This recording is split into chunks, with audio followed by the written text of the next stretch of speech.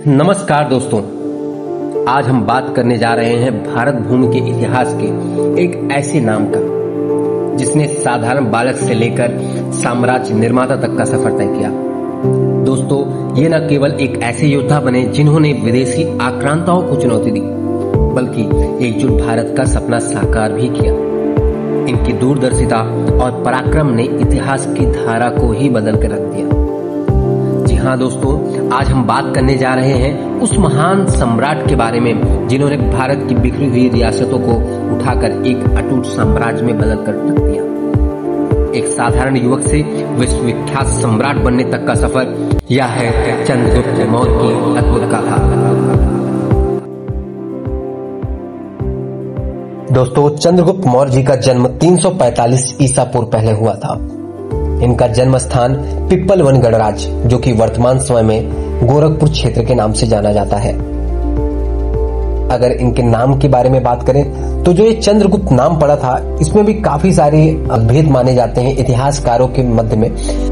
अगर उनके माता पिता के जीवन के बारे में जाने तो उनके पिता का नाम सर्वार्थ सिद्ध मौर्य के रूप में आता है इतिहास के पन्नों में। जैन परंपरा के अनुसार सर्वार्थ सिद्ध मौर्य एक साहसी और प्रतिष्ठित व्यक्ति थे, लेकिन उनकी मृत्यु कुछ सीमांत विवादों या झगड़ों के कारण हुई मानी जाती है।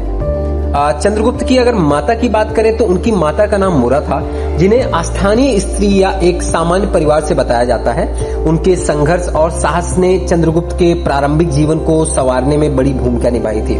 कहा जाता है कि चंद्रगुप्त की जो माता थी मुरा, वह एक भील समुदाय की महिला थी, जो कि एक वनवासी समुदाय माना जाता है, जिसमें ये जो भील समाज होता है या मध्य भारत के क्षेत्रों में अधिक पाए जाते थे, जैसे कि राजस्थान, मध्य प्रदेश, महाराष्ट्र, गुजरात के पहाड़ी क्षेत्रों में पाए जाते थे। और ये प्रसिद्ध थे अपने वनवासी जीवन के कारण और संस्कृति और वहां की साहसते एवं सांस्कृतिक परंपरा के अनुसार इनको काफी जाना जाता था।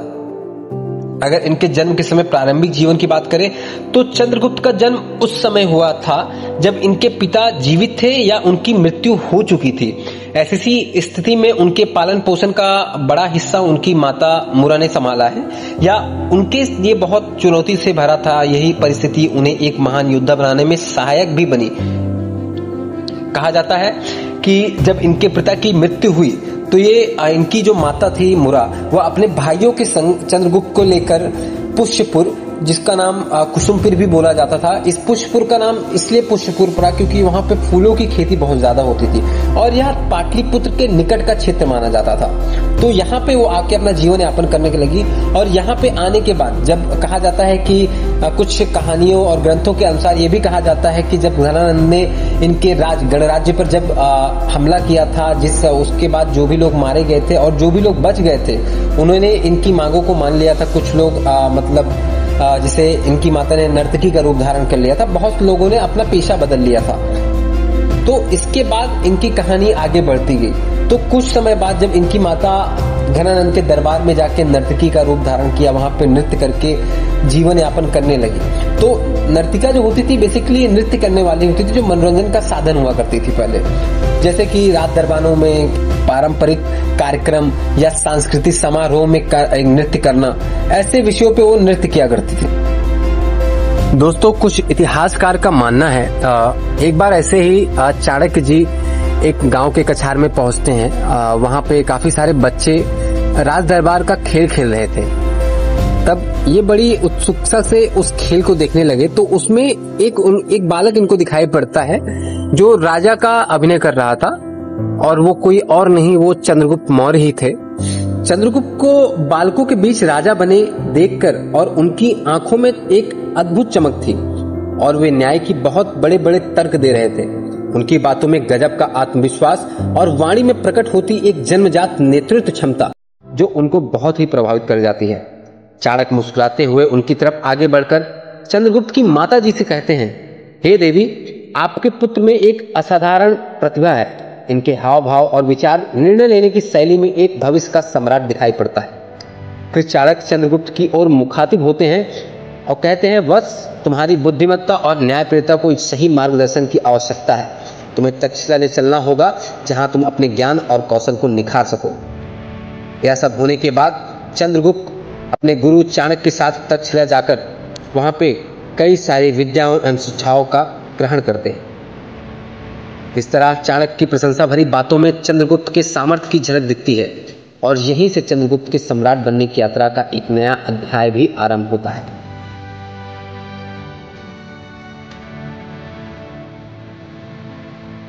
यह सब होने के बाद जब चंद्रगुप्त अपने गुरु के साथ तक्षशिला के प्राचीन विश्वविद्यालय के भव्य प्रांगण में पहुंचते हैं, चंद्रगुप्त को चाणक्य जी ने अलग अलग गुरुओं से मिलवाया। चाणक्य तक्षशिला जहाँ पे ज्ञान की नदियाँ बहती थी और यहीं से आरंभ होता था चंद्रगुप्त की महान शिक्षा यात्रा का भी।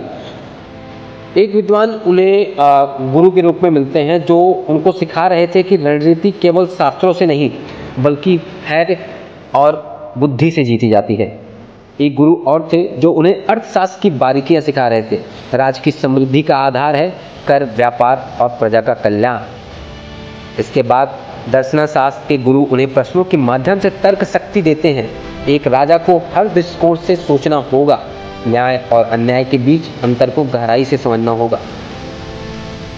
चंद्रगुप्त को शस्त्र विद्या से नीति शास्त्र तक और लोक प्रशासन से लेकर कूटनीति तक पहलू में पारंगत किया गया। यह शिक्षा भी वह नींव बनी जिस पर महान सम्राट का निर्माण हुआ। दोस्तों, कुछ इतिहासकारों एवं ग्रंथों में कहा जाता है कि एक बार चाणक्य जी अपने एक विशाल विद्यार्थियों के समूह के साथ खड़े होते हैं और कहते हैं, याद रखो कि हमारा लक्ष्य केवल ज्ञान नहीं बल्कि एक महान उद्देश्य है। इसी बीच चंद्रगुप्त कहते हैं, गुरुदेव, नंद साम्राज्य के अत्याचारों से मुक्ति दिलाने का जो मैंने वचन आपको किया हुआ है वह मैं कभी नहीं भूलूंगा और उसको हमेशा अपने प्राण देकर भी पूरी करने की कोशिश करूंगा। चाणक्य कहते हैं, अब समय आ गया है, अब हम तक्षशिला से विदा लेकर मगध की ओर प्रस्थान करेंगे। यह सब होने के बाद चाणक्य अपने शिष्यों के संग मगध साम्राज्य को धनानंद के अत्याचारों से मुक्ति दिलाने के लिए एक साथ मगध साम्राज्य की ओर बढ़ जाते हैं। यह बात 323 ईसा पूर्व पहले की बताई जाती है, जब चाणक्य अपने शिष्यों के साथ मगध की सीमा पहुंचते हैं और कहते हैं, हम सबसे पहले सीमांत प्रदेशों से समर्थन जुटाएंगे। धनानंद के लोभी शासन ने उसको स्वयं ही अंदर से खोखला कर दिया है। प्राचीन ग्रंथों के द्वारा यह कहा जाता है कि इन्होंने एक बार पाटलिपुत्र के मध्य केंद्र पर हमला किया, परंतु उसमें इनकी बुरी तरह हार हुई। यह कहा जाता है कि इस युद्ध के बाद चाणक्य को यह समझ में आ जाता है कि किसी भी युद्ध को जीतने के लिए एक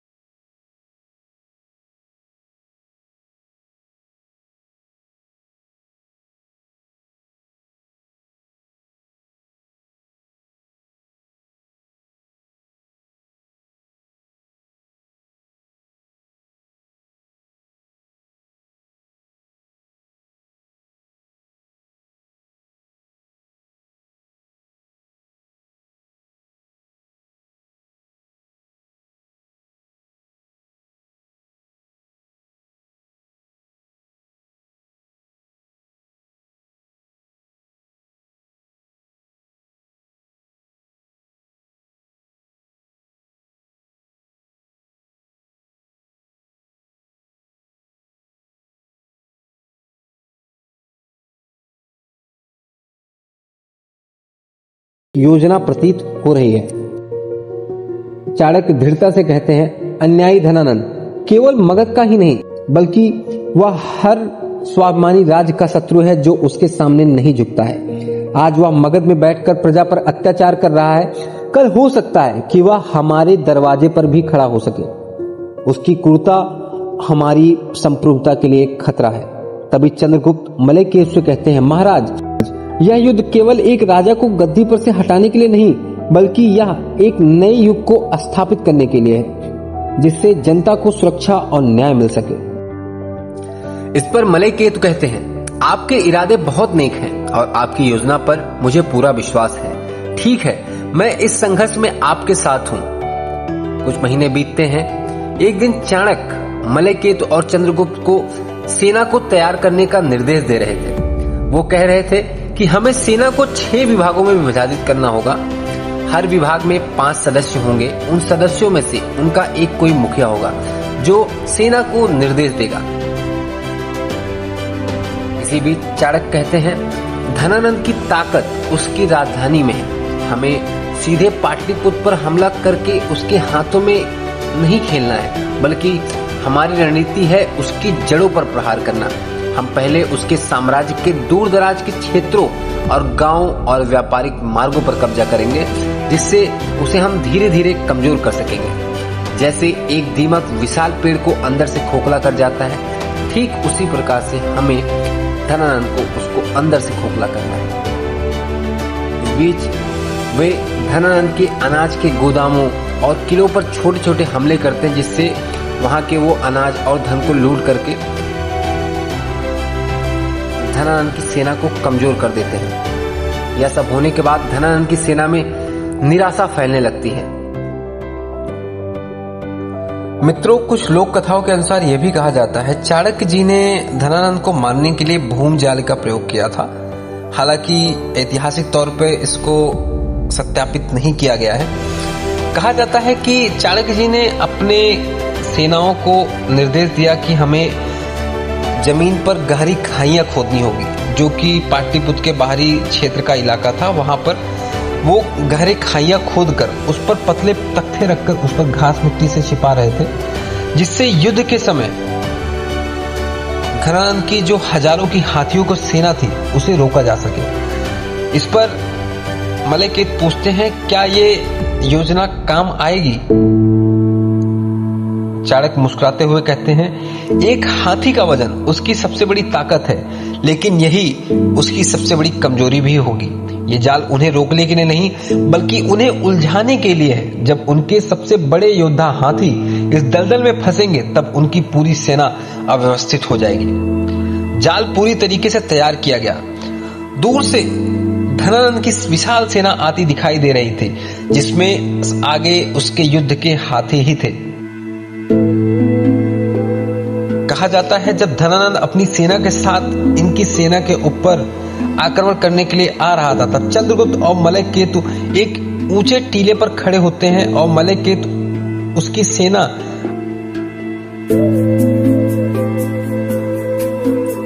मित्रों, कुछ लोक कथाओं के अनुसार ये भी कहा जाता है चाणक्य द्वारा निर्देश पे बनाए गए जाल जमीन पर पूरी तरीके से बिछा दिए जाते हैं। इसी बीच जब धनानंद अपनी सेना के साथ इनकी सेना पर हमला करने के लिए टूट पड़ता है, तो उसका जो हाथी दल सेना रहता है वह उस जाल में फंस जाता है और सेनाओं में भगदड़ मच जाती है। हाथियों के चिल्लाने की आवाज़ को सुनते ही और सेना में भगदड़ मची को देखकर धनानंद घबरा जाता है। इसी बीच चंद्रगुप्त कहते हैं यह सही समय है हमला करने का।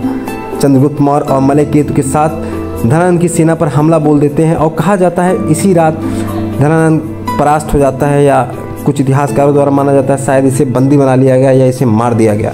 हालांकि कोई कथित तौर पे या कहीं कथन लिखा नहीं है कि धनानंद को मारा ही गया था या पकड़ा ही गया था।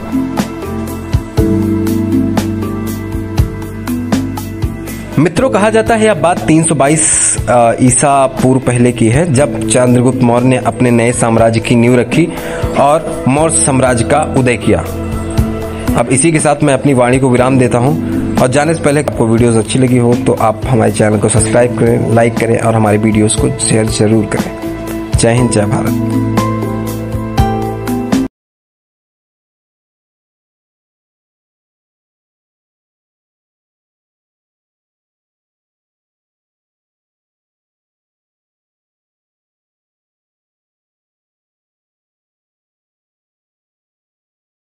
इसी के साथ मैं अपनी वाणी को विराम देता हूं।